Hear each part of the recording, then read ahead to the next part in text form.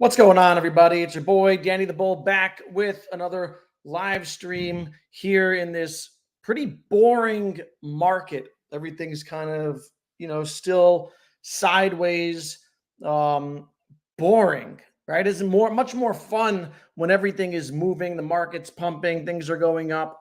You know, I find myself not consuming much content when this market just moves sideways for so long, where everyone's just waiting for the next move up.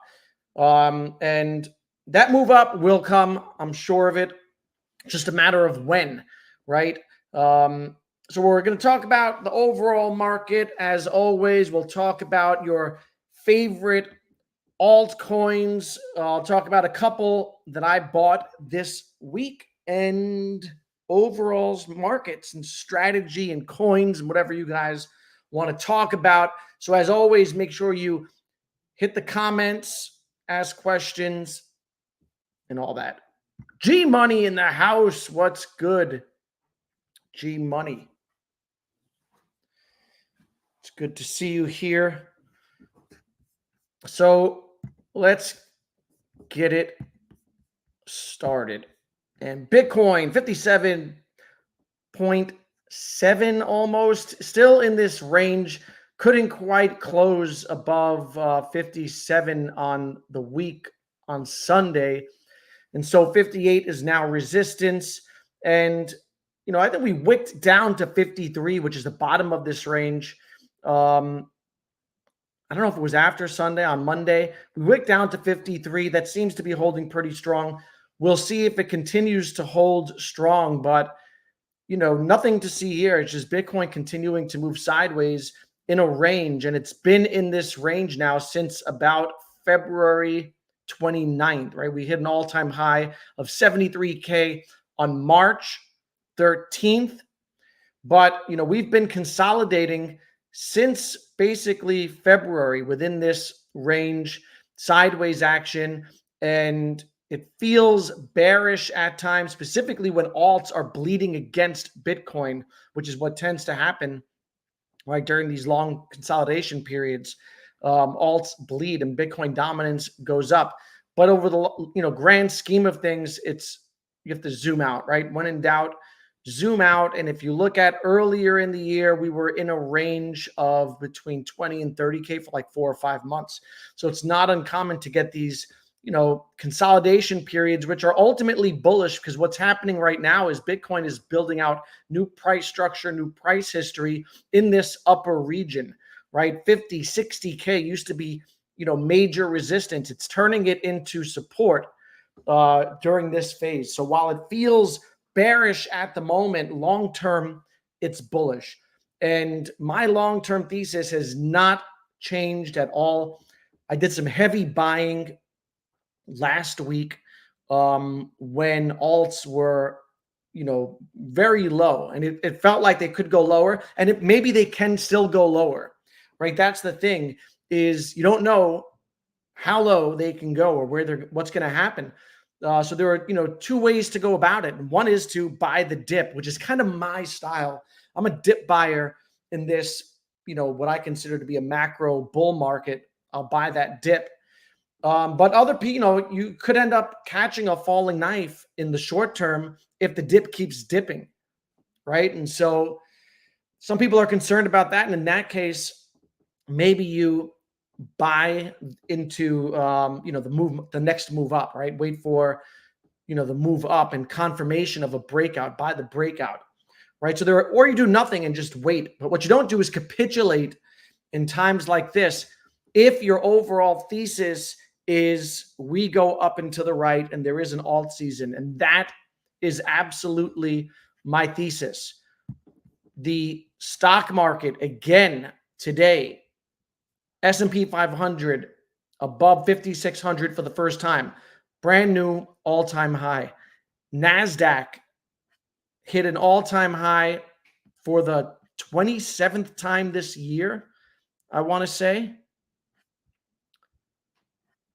Let me see. S&P 500, NASDAQ head for 7th straight day of gains and final hour of trading. Apple hit a new all-time high. Tesla had a big breakout recently. Everything is running up. We're in a macro bull market, and people get tricked by I guess, the reality of economic conditions in people's households, right? Where inflation is high, people are pinched and feeling the weight of inflation. And, it's not easy now compared to maybe, 4 or 5 years ago in terms of people's day-to-day expenses. But make no mistake about it, the overall market is in a bull market. And that's evidenced by these continued moves up. All right, in the NASDAQ, in the S&P, again, NASDAQ hit a new all-time high, I believe the 27th time this year. All right, and it's only a matter of time until Bitcoin follows suit. There's a lot of positive macro stuff on the way, in spite of this short-term, Germany selling and cheating their bags, which I think is also a negative narrative and produces fear, especially when Bitcoin's down, right? People or bears will lean into that narrative. But the German JIT is getting eaten up by the ETFs, right? Germany has now, I think, gone through half of their supply. So they're almost out. Germany's going to regret this. They're almost out of their Bitcoin, and it's getting eaten up by the ETFs, which continue to buy the highest inflow. So here is a table of the Bitcoin ETF inflows and outflows. And you can see, a couple weeks ago, June 21st, 24th, you had outflows. This is in millions, 105 million, 174 million. Then it turned green again towards the end of June. Went a little red, but now look at these inflows. July 5th, 143 million Bitcoin. Dollars, not Bitcoin. July 8th, almost $300 million of inflows. And July 9th, $216 million of Bitcoin. So the ETFs are doing what the ETFs were, poised to do, and that's buy. And they're buying the dip, right? They're buying this dip on Bitcoin. And so it's only a matter of time before these JITs, the German JITs, are out.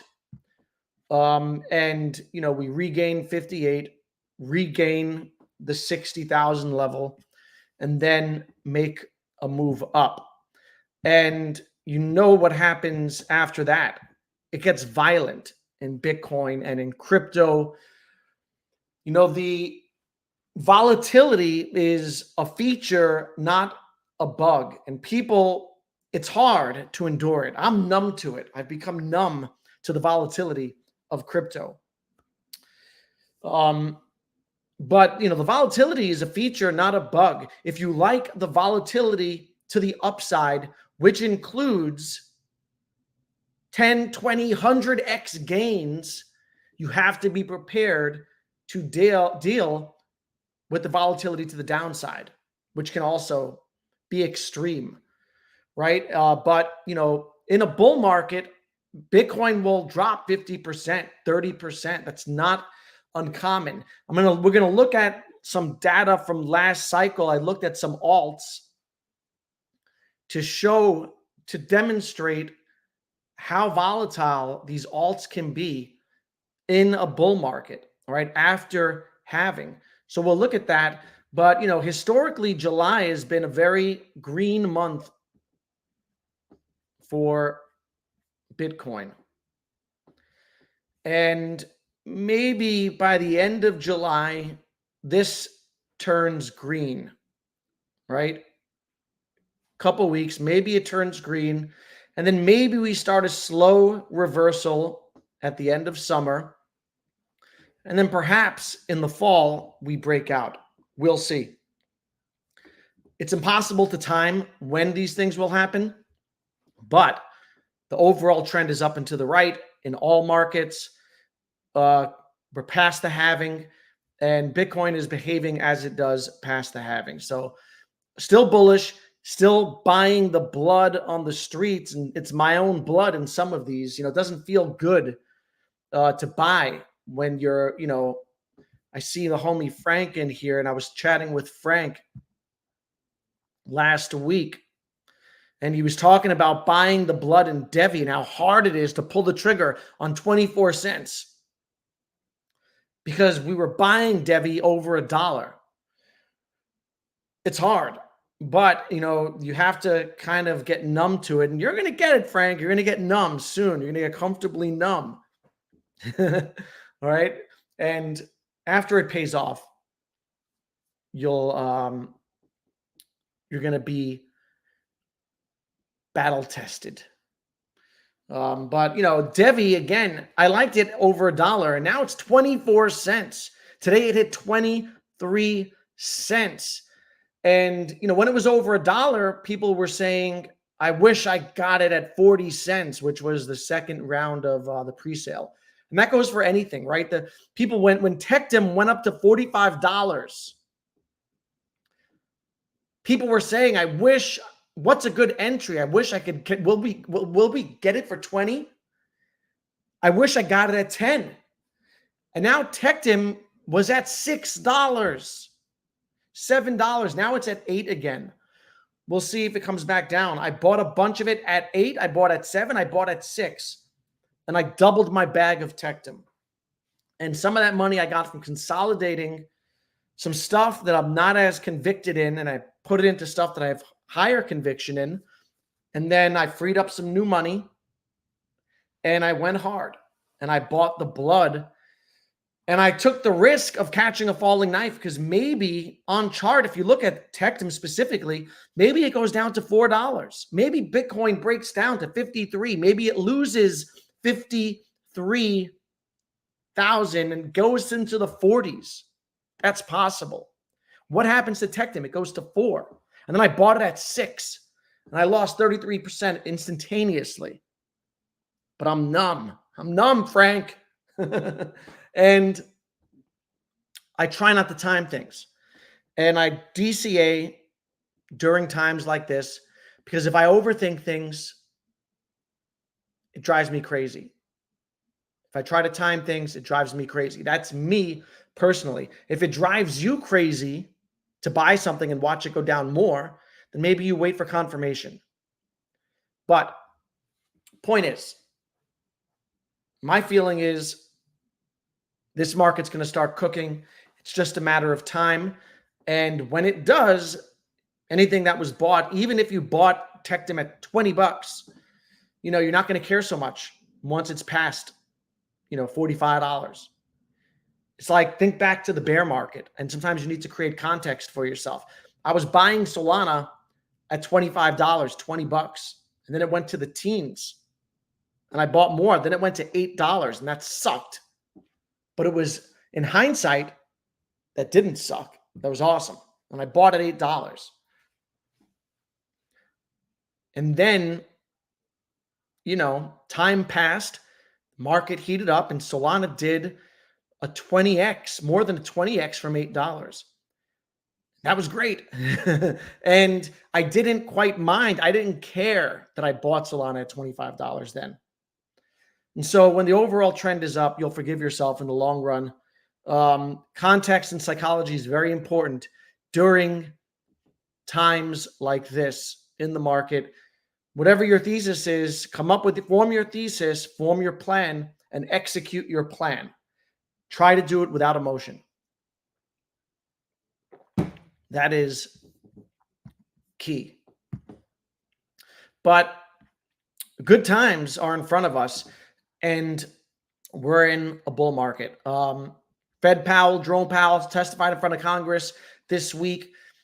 Didn't give away too much because he didn't want to inform the markets or move the markets, but he did say the U.S. economy is no longer overheated. CPI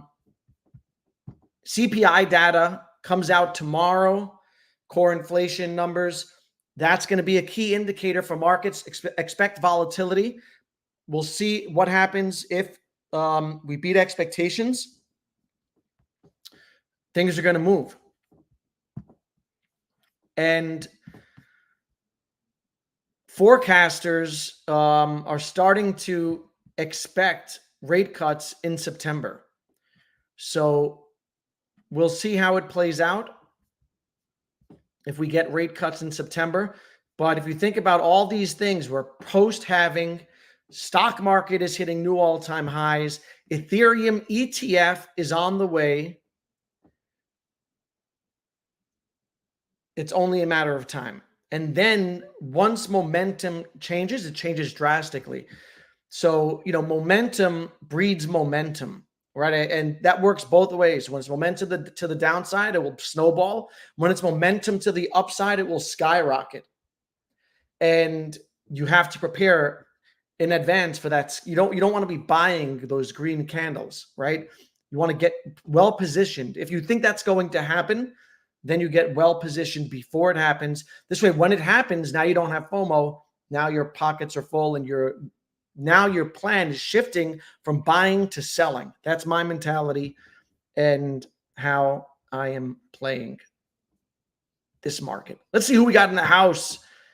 Matt, what's good? Interesting 6 to 12 months. Yeah, absolutely. It will be an interesting 6 to 12 months. If the last 6 to 8 months were interesting, I think the next 6 to 12 are going to be way more interesting. And again, people, this is myself included.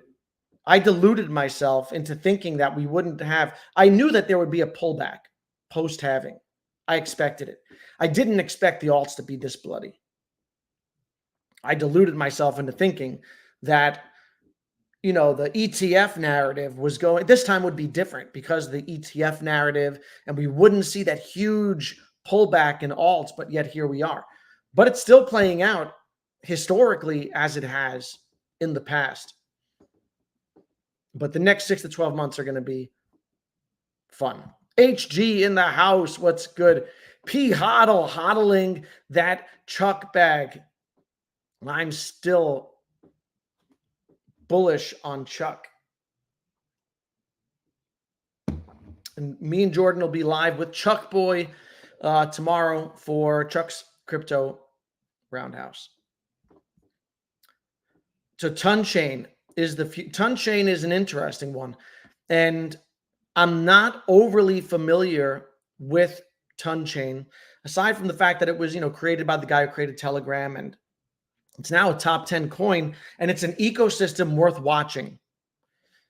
So, prior to this stream, I was thinking about how last cycle, a lot of the biggest winners were born in the middle of the cycle. I think like Mcade and others came out during the cycle.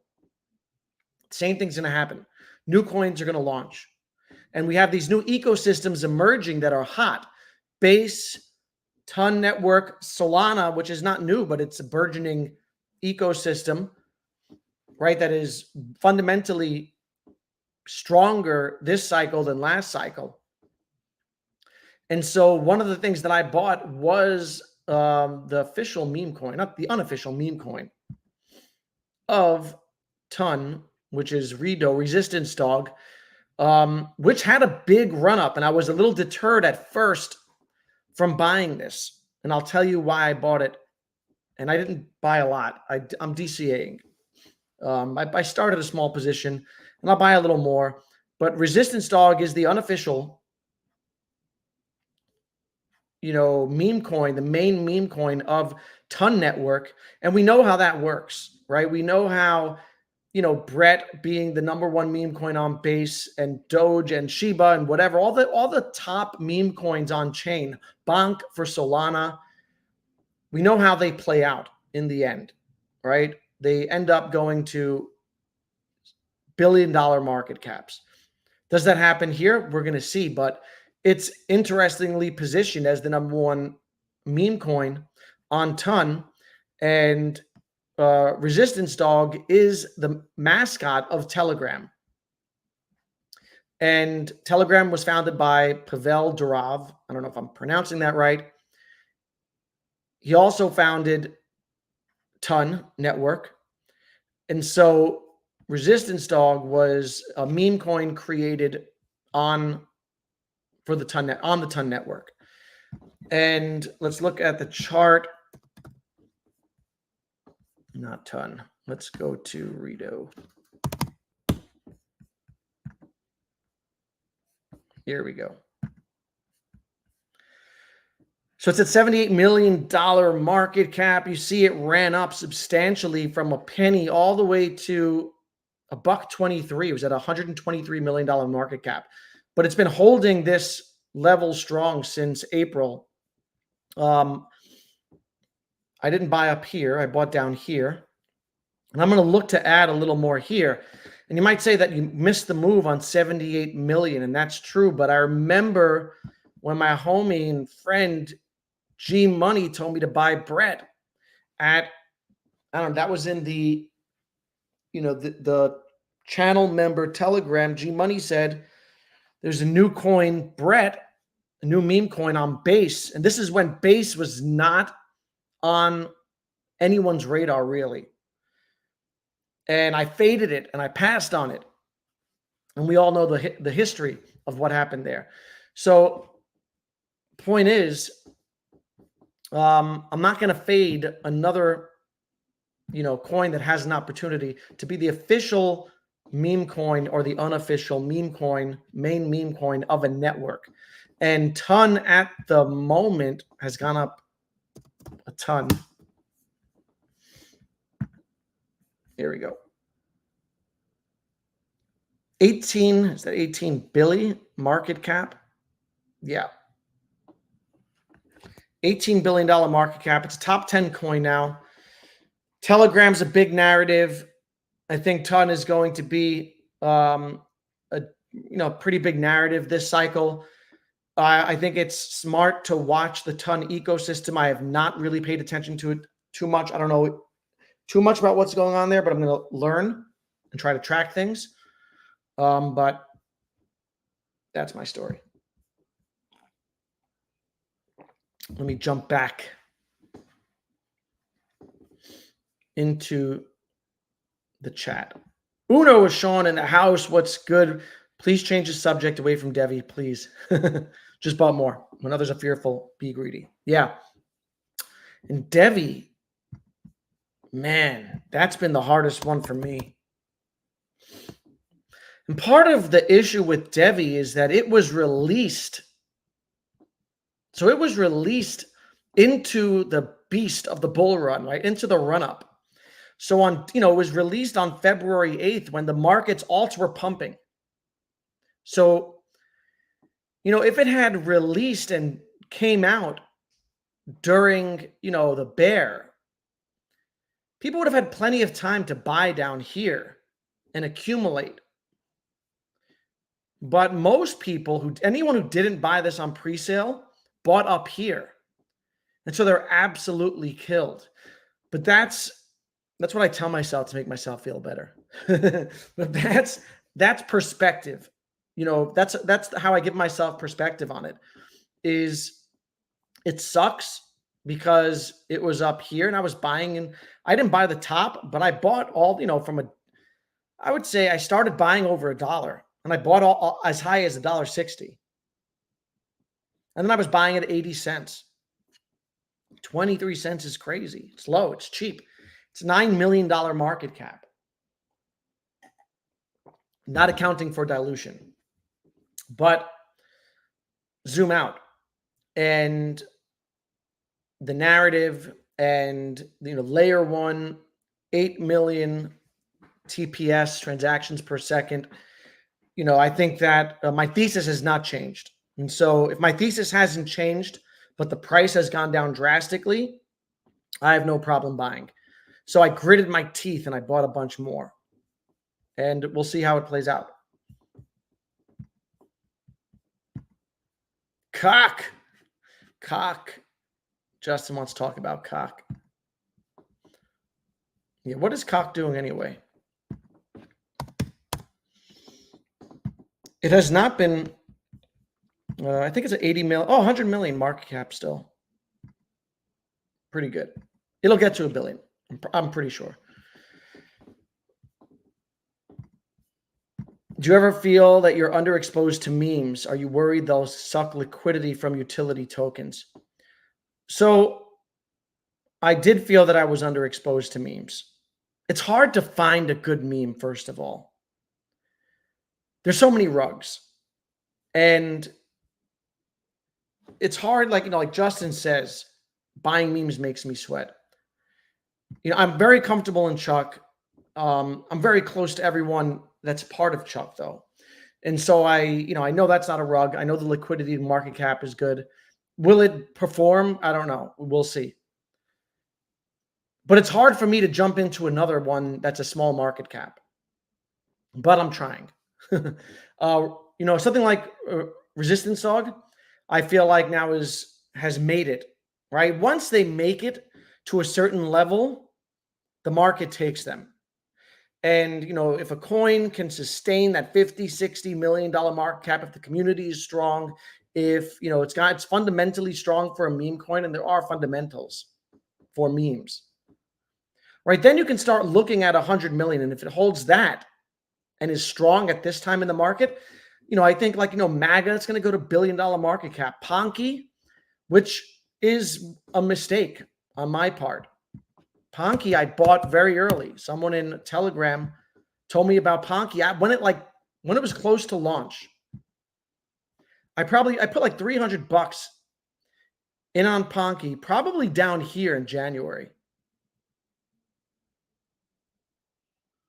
And I sold it.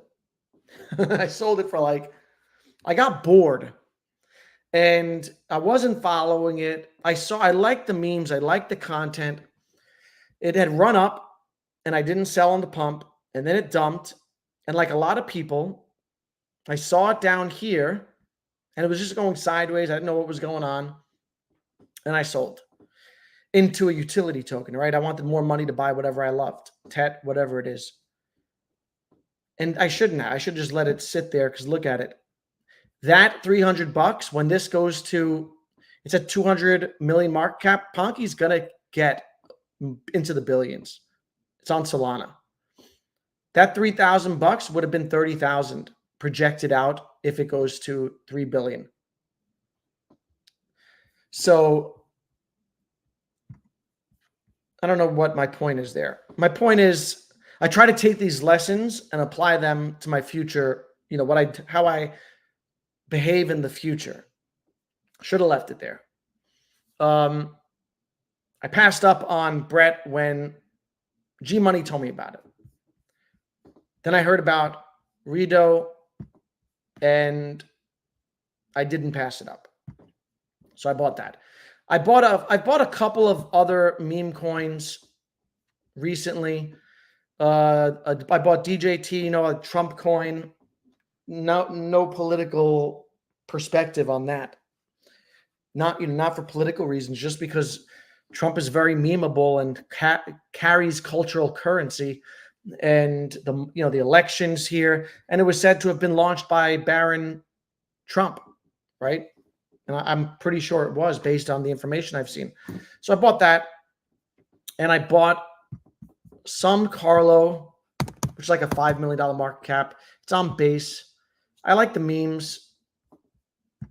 They got like a Rick and Morty thing going on. So I put a small bit into this. I bought a little bit of Brett Gold, which was a community takeover. It's on Solana, $1 million market cap. And they've got a really strong community, like Chuck. It's very similar to Chuck in that way. And in fact, Dirty Degens like both of these projects, Chuck, Brett Gold. And I talked to Dabatola, and maybe we're going to set up a community kind of meet between these two meme coins and try to get the communities to support each other, create exposure, things like that. So I did buy a bit of this, a few $100. So, Justin says meme coins make me sweat, and they make me sweat too. And so I don't go hard if they're down at this level. If there's something that has, if I found like another Brett at 100 million, even like, Ponky, I wouldn't have trouble. Ponky wouldn't make me sweat at the level that it's at. think Ponky was also was Ponky a community takeover? I don't remember. Dog Whiff Hat was a community takeover. The devs dumped on like day 1 or 2. And the community rode it up to a $3 billion market cap. So while memes can make you sweat, memes are also fun, especially if you're in one, a small one like, like Brett Gold, like Chuck, and you're working alongside community members to try to, do stuff, create community events and, push the token and things like that. It's fun to be a part of a community. So it's got like a grassroots bootstrapped appeal to it. So I like that about it, but I wouldn't overexpose to any particular, meme coin. Got to go make dinner. Got to catch the rest tomorrow. Mint Layer buy coming. Yeah, that reminds me about Mint Layer, which is, I interviewed the founder of Mint Layer 2 days ago, Enrico Riboli. And if you're interested in Mint Layer, I would check it out. He's very like a technical guy. He's smart. He's a software engineer. He's a Bitcoin maxi. He's, very much into the tech sort of thing. And it was good to talk to him to understand what they're doing and the technology behind Mint Layer, because oftentimes we think of things in terms of price action, in terms of narrative, and they're really trying to build. They really believe in Bitcoin. They've got some real Bitcoin maxis on their team, and what they're trying to do is create a platform. It's basically a side chain, or he doesn't differentiate between side chains and layer 2s. He's basically a layer 2 for Bitcoin to make Bitcoin scalable and to tap into Bitcoin's liquidity so that people can eventually use Bitcoin to buy into bonds and buy real estate, because they're also into they're big into the RWA space and leveraging Bitcoin liquidity into real world assets. So as a speculator and someone who's not here for the tech necessarily, not yet anyway, I'm here to make a bag. I like that narrative. The real world assets we know we're going to send this cycle. I was buying Rio at 11 cents. I bought a bunch more Rio at $1. I said when Rio was 50, 60 cents, I said all it's going to take is for Larry Fink to talk about. Larry Fink is the BlackRock CEO. All it's going to take is for Larry Fink to talk about tokenization of everything to send the whole sector. And he did that like a week later. He talked about how BlackRock wanted to get into tokenization. They're starting their own thing on Ethereum to tokenize, the bond market, real estate, etc. And Rio flew up to $3. So my thinking is RWAs, AI, there's going to be 2 major narratives this cycle. Mint Layer is, an RWA Bitcoin scaling solution, right? So I like both of those narratives. I like that it's meant to scale Bitcoin. I like that it's meant to tap into Bitcoin's liquidity. And I like the fact that it wants to do that for real world assets. And so I like that narrative. And now the price is so beaten down that I really like the price. So I held some Mint Layer earlier on and I had sold it. And then I bought some back. And I'm probably going to continue to buy some Mint Layer. It's at a $20 million market cap. But keep in mind, there's going to be a lot of dilution. So when I look at Mint Layer, I look at it more as like a $40 million market cap. Because twice the supply will be entering circulation within the next year. So, that's something to keep in mind. They offer right now staking rewards of 90% APY. And so I'm going to stake my Mint Layer, and that's going to come down. That 90% is going to come down as more people obviously stake. But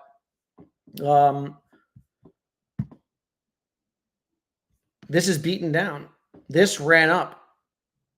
super fast. And I sold, I bought it, it ran up. I sold about here or so, but it went to as high as 94 cents.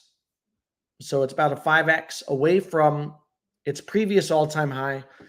And something like this, if the technology gains traction and they have a DEX coming out, which will increase volume, they have projects that'll be built on them, and Mint Layer will act as the Ethereum for that layer, right? So you'll need Mint Layer to pay gas fees, right? So, something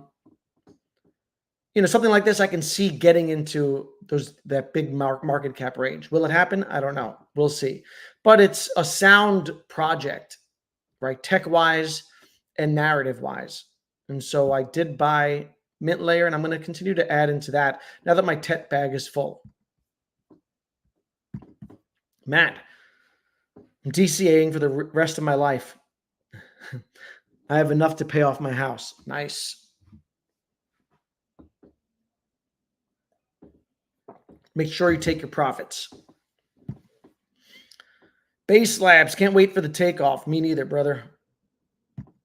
Adam, if Donald Trump wins, it's going to be crazy. Yeah, Donald Trump is going to be, again, politics aside, for crypto, he'll be good for crypto, and part of it might be him talking a big game, but he's accepted donations for crypto, and he sold his NFTs and things like that. So I think that'll be a big catalyst also for the crypto. And this is to be the first election where crypto is front and center in terms of, it's a topic of conversation. And it wasn't talked about in the last debate, which I was disappointed about. But let's see. It leads me to this also was bullish today.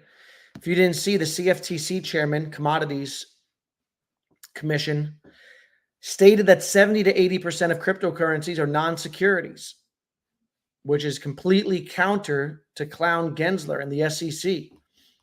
So again, if you get a party in there that is pro or more friendly to crypto, and now, Gary Gensler loses his power, the SEC backs down, and they try to leverage the technology and become, America tries to become a leader in, Bitcoin mining and in crypto development, and create regulations that make sense and are common sense, but still offer protections to consumers, but do it in a common sense sort of way, not in a way that drives innovation offshore. It opens up a ton of liquidity. It takes the regulatory unclarity. It lifts that cloud that's been hanging over the space. And, the commodities chairman said that he thinks 70 to 80% of cryptocurrencies are non-securities. That's completely opposite of what Gensler said. And I agree with the chairman of the CFTC, because you cannot judge or, categorize this new technology the same way you would something from, that was created 130 years ago. HG, Mask. Yeah, so Mask is, I haven't been buying Mask. I like it still. I like the founder. I like Kari. I like the tokenomics, fully diluted. But I like other sectors more than privacy right now. Right. So while everything is beaten down, relative to AI and RWA, I like privacy less. So my focus has been on those sectors: L1, Tectum, gaming. So privacy, I don't know that it's going to have a run. I think Mask could do very well still. Mask, my opinion on Mask as a project has not changed. I like it, like what they're developing. I like the tokenomics, fully diluted. I love all that. But my focus is on other sectors. And I'm just trying to position myself according to those sectors and what I think is going to move. I've learned sometimes you make more money by just sitting. Absolutely. Season 3 OG. 100%. Sometimes the best thing to do is nothing.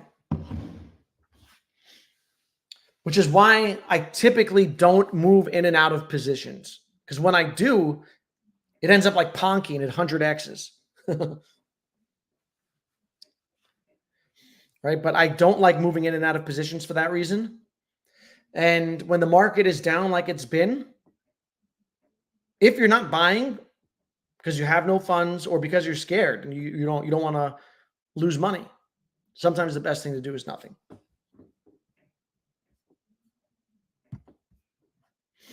I bought a million Foxy coin because it's new and fresh. Nice. Hope it works out for you, Adam. I've not heard of Foxy.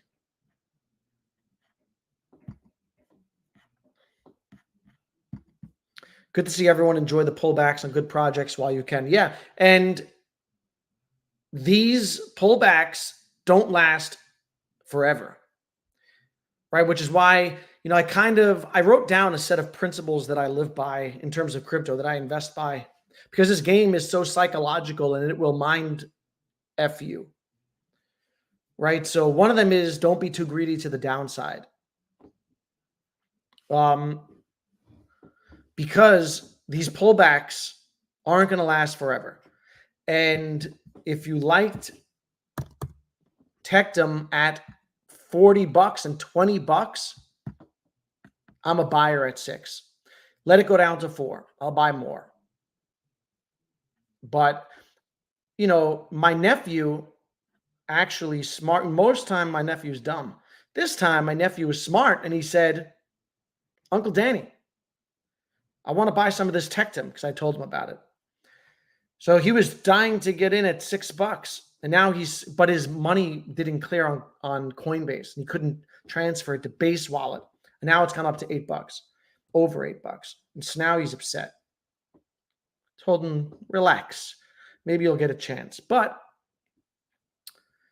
oftentimes that will happen where, you have money set aside. You're trying to time it perfectly. And you pass on a great price. And so, one person buys the bottom, one person sells the top.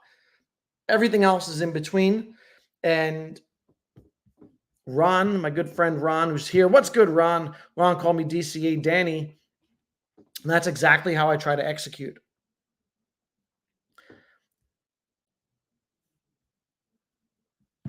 Cuck or cock? Which one you got? I sold my cock Inu. When I rebalanced my portfolio, that's one of the ones that I sold into Tectum at $7. And I've made good profit on cock Inu. I think it'll still 10, 20x.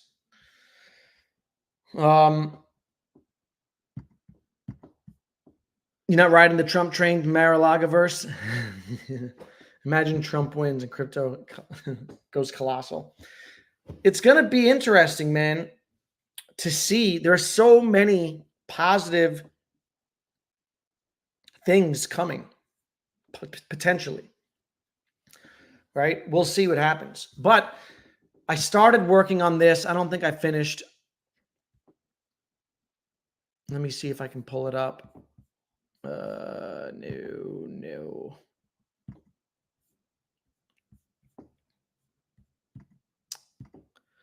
Man, there was a new document that I made. I'm going to try to find it. Let me remove that. There was a new document that I made that just kind of tries to shed light on alts from last cycle.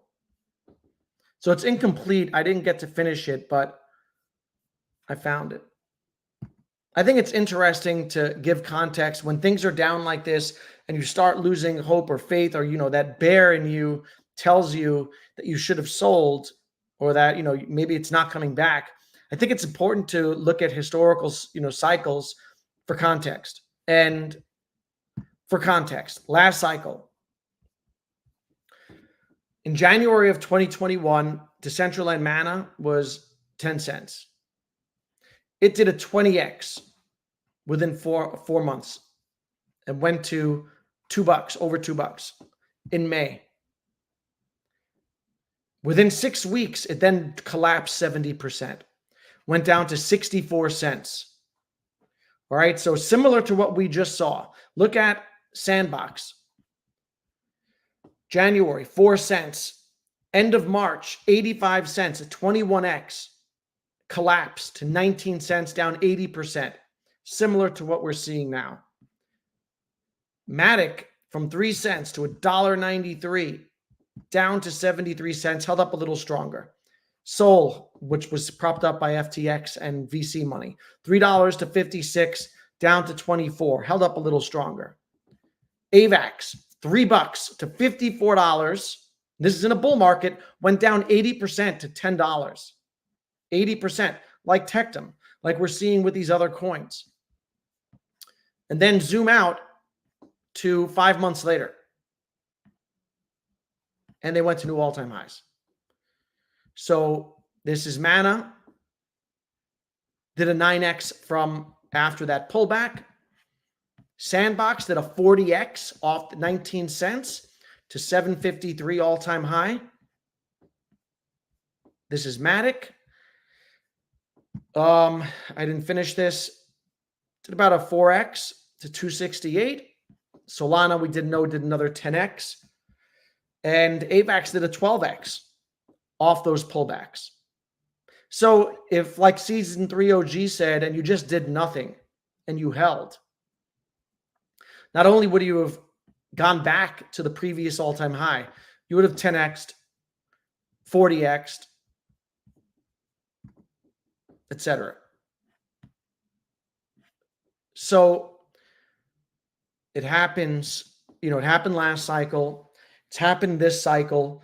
It's important to understand the cycles, and, it gives you, I guess, context.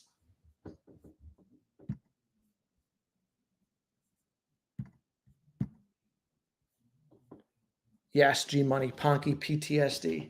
It's real. I knew Ponky would do well. It was memeable. It was on Solana. Content was good. Should have held. Adam says, check out Foxy on Twitter when you get a chance. It's worth a look. Project already has almost 500,000 followers. That's a lot. I'm going to check it out. What chain is that on, Adam?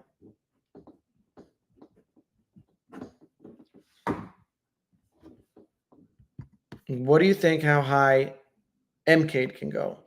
What's up, Josh? VMAX. So I'll have, I'm going to have Russ on the channel tomorrow. That's the founder of Mcade. And I like Mcade a lot fundamentally. As you know,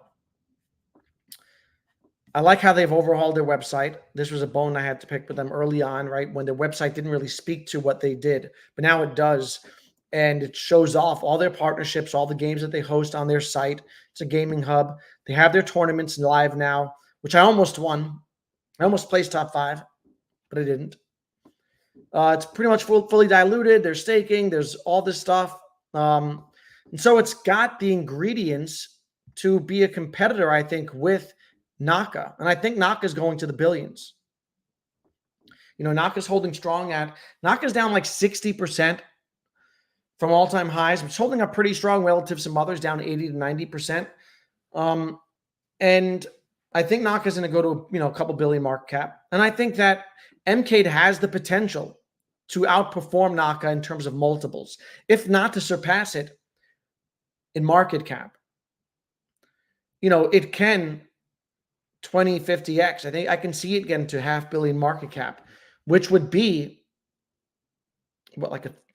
I forget the math. Let me pull it up. So if Mcade, I can see it getting here. It would be a 50x. Will it get there? I don't know. We'll see.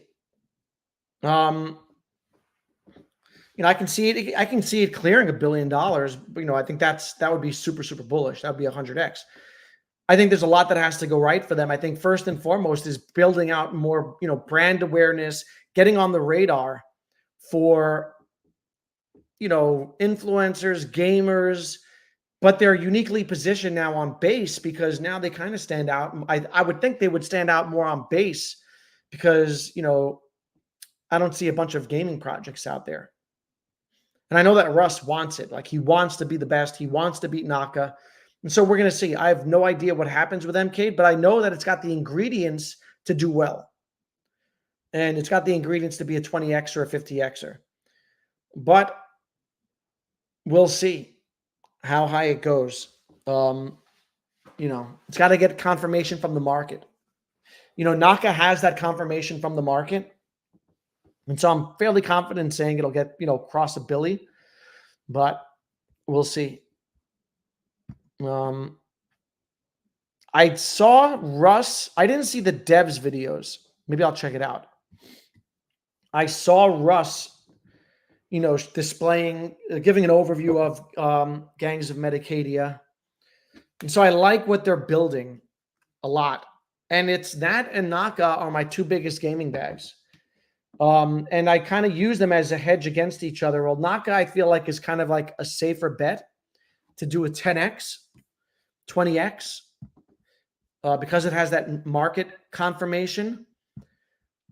But Mcade has more upside, also more risk in terms of the market. So I hold them pretty much equal weight to each other. And, I like them both very much. Linea, thanks, Adam. I'll check that out.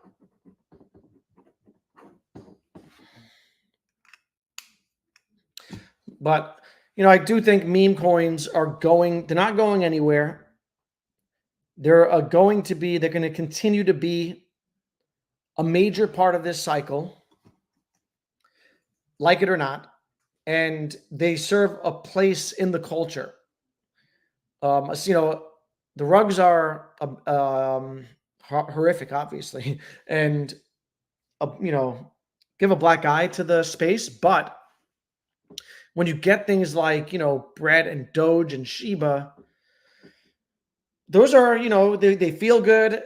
They're community driven initially, and they onboard normies like that. Those are the first things that people want to buy. They're easy to understand. So they have a place in the culture, and they're not going anywhere. And this cycle, it's going to be, I believe, meme coins, AI, RWA, gaming. Those are the four. And layer ones always. Then you'll have the Bitcoin narrative and things like Tectum, and hopefully Mint Layer, riding a bit of that Bitcoin wave. But tomorrow, again, I'll be live with Russ. Come check it out. It's at 11 a.m. Eastern time. And if you're interested in Mint Layer, go check out that stream. I thought it was a good one with Enrico Ribolo. I've been on for about an hour, and I'm going to call it quits. I want to thank you all for coming through, spending an hour with me. It's funny, when the market's pumping, there are like 60 people here. When the market's down and boring, we got 20 people here. But I'm still going to be here streaming. I'll be back tomorrow again, twice, once with Mcade, and then for a Chuck stream alongside Jordan and the homie Chuck Boy. So thank you all for coming through. I'll catch you guys in the next one. Peace.